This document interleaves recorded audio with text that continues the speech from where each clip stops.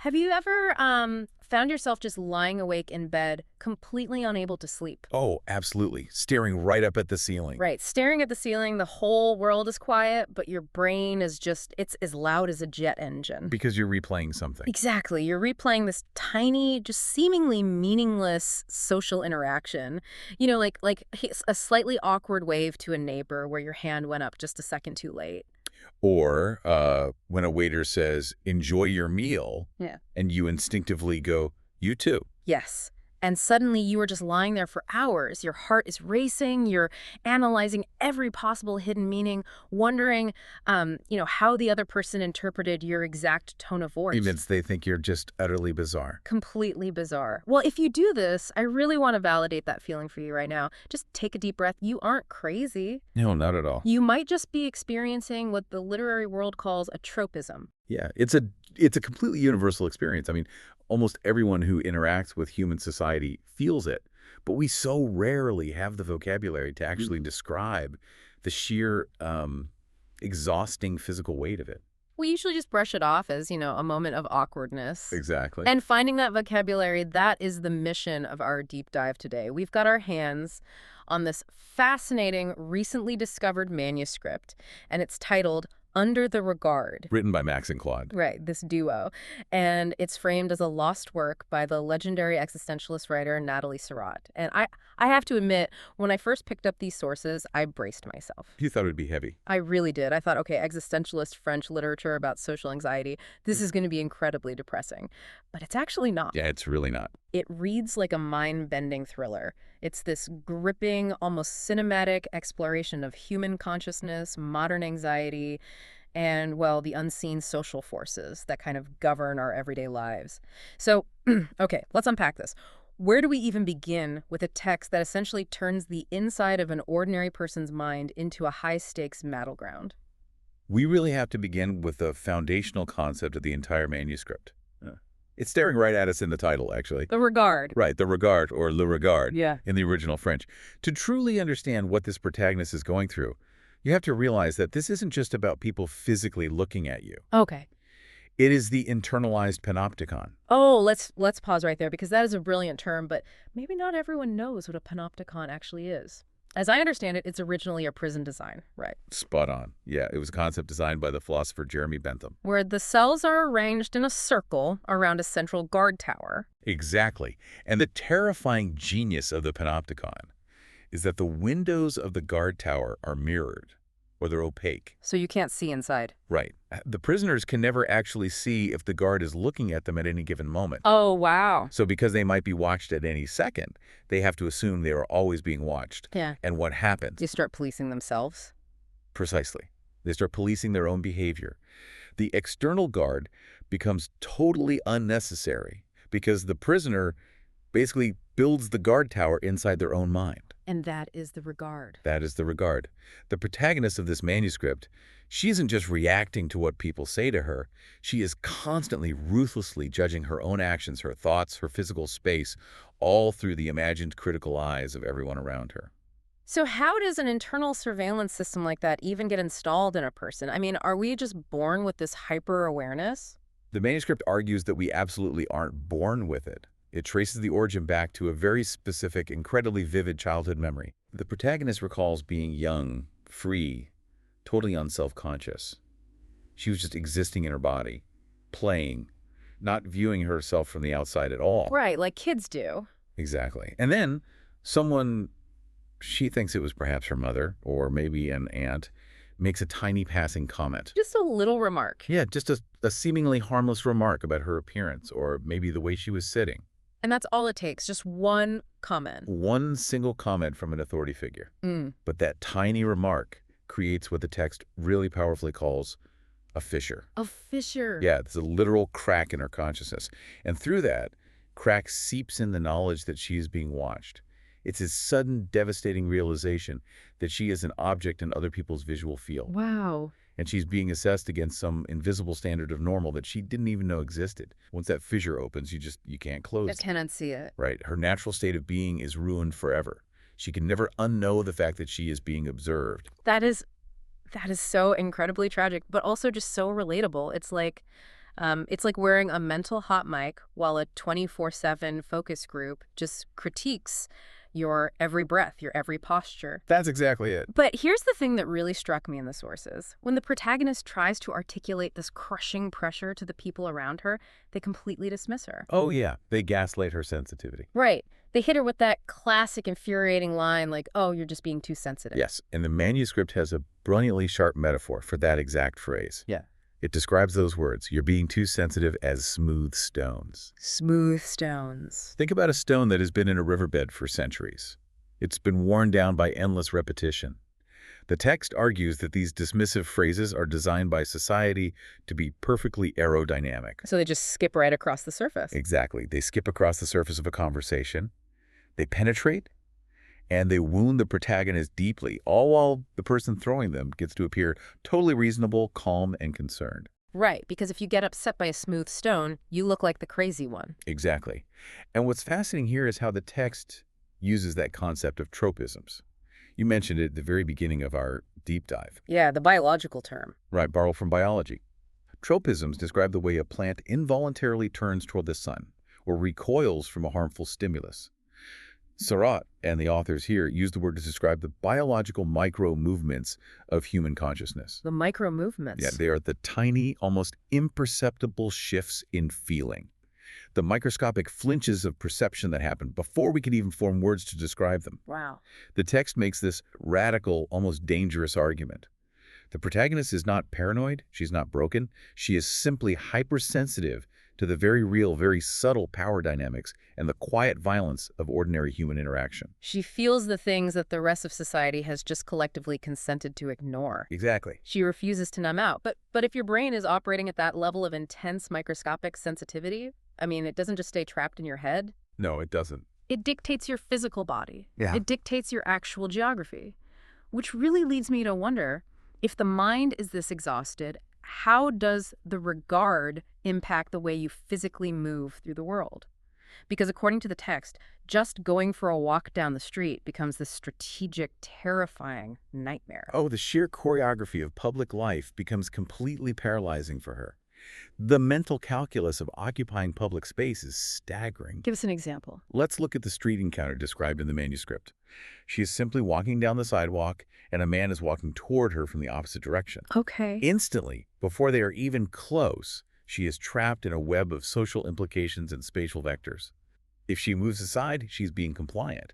She is taking up less space, which is what women historically have been trained to do. She's submitting. But if she doesn't move aside, If she holds her line, she risks being seen as aggressive. She becomes someone trying to make a territorial point, a disruptor of the social peace. over a single step on the sidewalk. Right. The decision has to be made in a fraction of a second. But her mind spirals through every historical, gendered, and social consequence of that single footstep.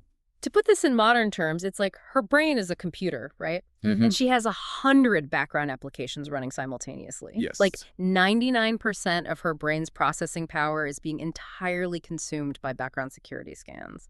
She's analyzing the stranger's tone, his posture, his speed, the spatial dynamics of the pavement. Leaving her with almost nothing. Right, maybe 1% of her actual cognitive capacity to just put one foot in front of the other. That is a perfect analogy. The system is entirely overloaded. So, if the street, a place of movement, is a battlefield, what happens when she is stationary?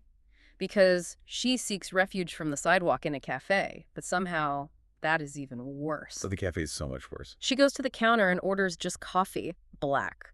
And the text makes it clear she doesn't even want black coffee. No, she orders it specifically to eliminate the variables. She pares the order down to the absolute minimum to avoid the panic of choices, and more importantly, to minimize the risk of the barista judging a complicated order. Exactly. Then she finds a seat in a corner, specifically hiding behind a structural pillar. Her coffee is served boiling hot, way too hot to drink, but she lifts the cup to her lips anyway.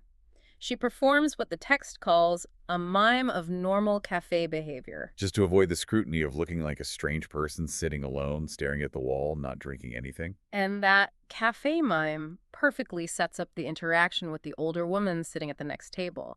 The older woman leans over, smiles, and says, Terrible weather we're having, isn't it? Right, the classic small talk. Okay, I have to challenge the text gently here on behalf of anyone listening. Look, doesn't everyone do the sidewalk dance? Super. We've all done that awkward left-right shuffle with a stranger. Doesn't everyone make meaningless small talk about the weather while waiting for their coffee? At what point does normal, everyday social awkwardness cross over into what the manuscript calls the spiral? It's a really fair question, and the brilliance of the manuscript is that it anticipates exactly that pushback. The key is understanding that the older woman's comment about the weather isn't actually about the weather at all. It's never about the weather. Never. It is what the text calls the Sue conversation, the beneath conversation. It's the subtext. More than just subtext. It's a collaborative acoustic construction of sociability. It's like sonar. Sonar, okay. The older woman is sending out a social ping to establish that they are both safe, normal humans occupying adjacent space.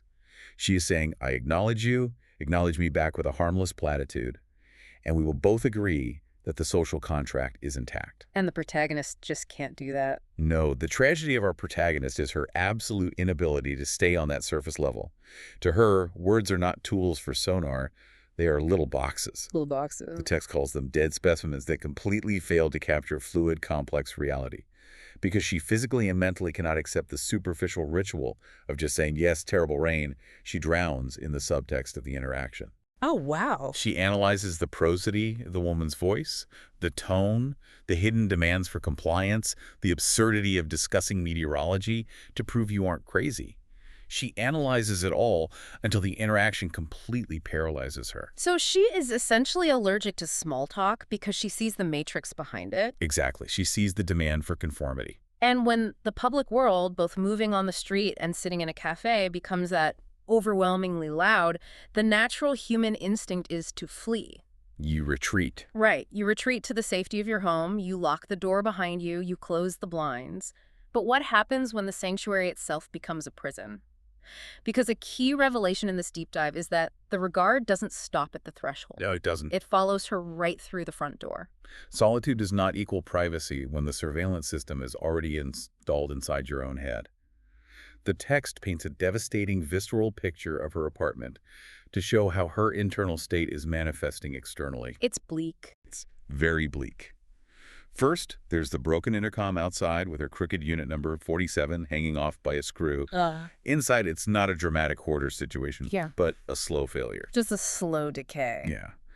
There are unwashed dishes piling up, a strange water stain spreading on the ceiling that looks like a map of an undiscovered country, and then there's this incredibly bleak midnight meal. Oh, the meal. She's eating burnt frozen toast. Yes. And she's trying to spread separated peanut butter on it, using a knife to furiously force the pooled oil and the hard, solid mass back together. Such a striking image. The peanut butter detail is so vividly depressing. I think we've all had a meal like that when we were running on empty. I definitely have. The text labels this state the catastrophe. But it's crucial to note that the catastrophe isn't a single explosive event. It's not a screaming breakdown. It's a relentless, low-level collapse of basic functioning. And this ties directly into her work, which I found fascinating.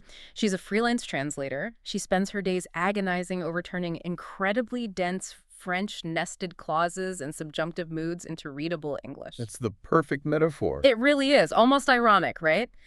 She's constantly trying to translate the impossible nuances of human feeling into acceptable boxes. And right in the middle of this catastrophe, she finally forces herself to open a dreaded email from a client. Because she's late on a project. Right. She is expecting anger. She is expecting to be fired for being late. But instead, she finds extreme kindness.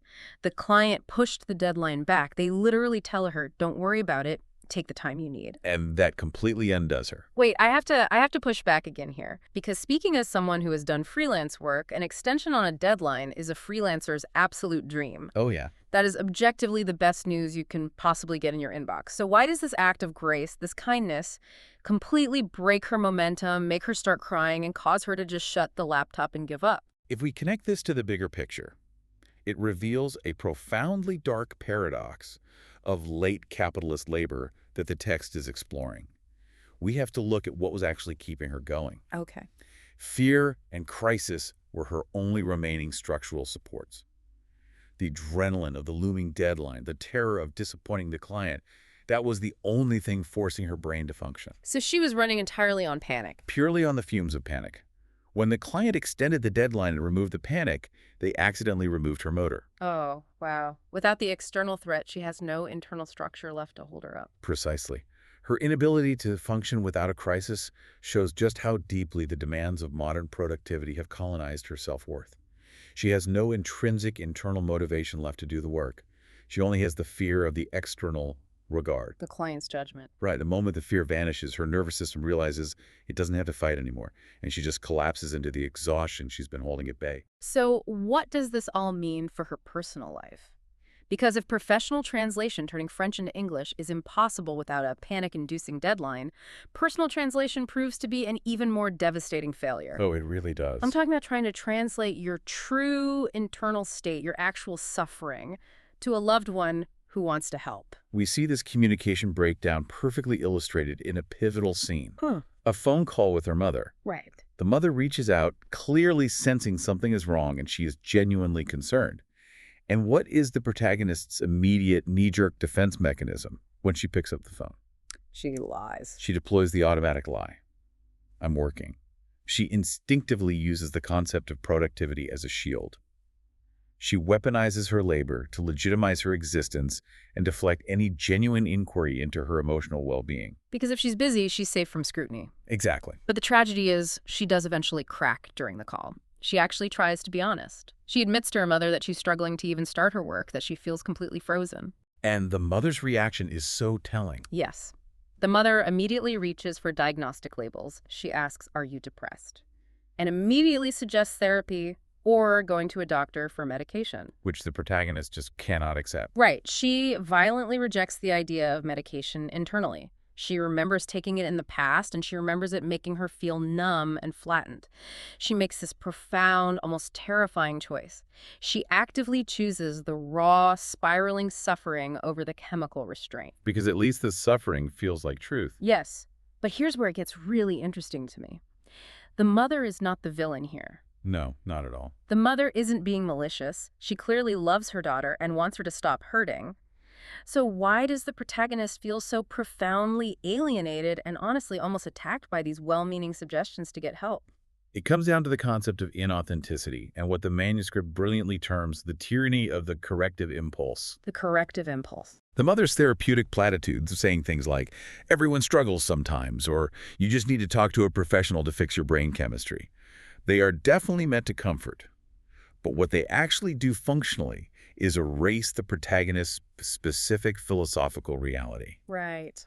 The mother's impulse to fix her implies that the protagonist's heightened perceptions are just medical malfunctions. It reduces a profound existential crisis into a mere symptom. Wow. And by doing that, it forces the protagonist right back into the performance of wellness. It perfectly illustrates Sartre's overarching theme. We are all hopelessly locked in our separate subjectivities. Language fails us entirely, precisely at the moment when we need it most, to bridge the gap between two minds. It is so incredibly isolating. I mean, imagine carrying that exhausting, spiraling weight 24 hours a day, 7 days a week. You can't walk down the street, you can't sit in a cafe, you can't work, and you can't even tell your own mother the truth without feeling erased. It's suffocating. It begs the question, is there any escape from the relentless noise of one's own consciousness? Are we just doomed to live in the panopticon forever?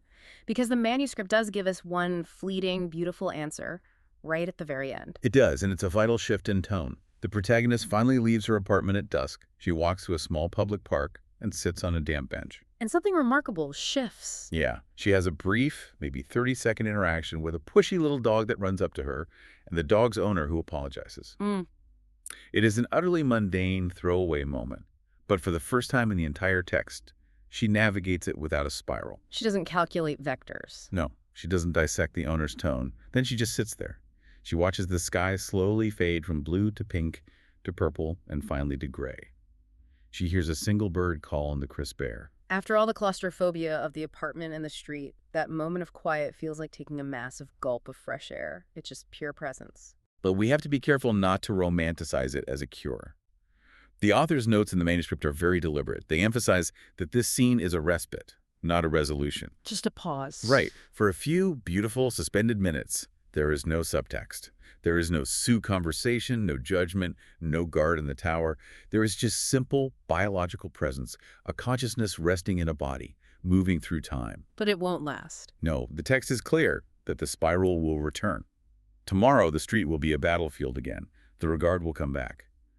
But the fact that this moment of quiet can exist at all, even for 30 seconds on a damp bench, is a profound, small mercy.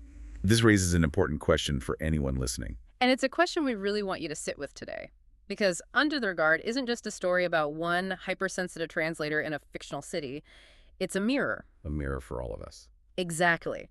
It forces us to look at our own daily performances. It asks us to examine our own text message lies about just being super busy with work and to really interrogate the internalized focus groups we carry around in our heads every single day. The ones dictating what we wear, how we speak, and how much space we allow ourselves to take up.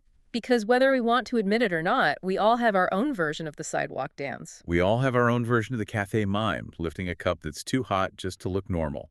And we certainly all have our own version of the burnt toast and separated peanut butter. We really do. So I want to leave you with a final thought to mull over long after this deep dive ends.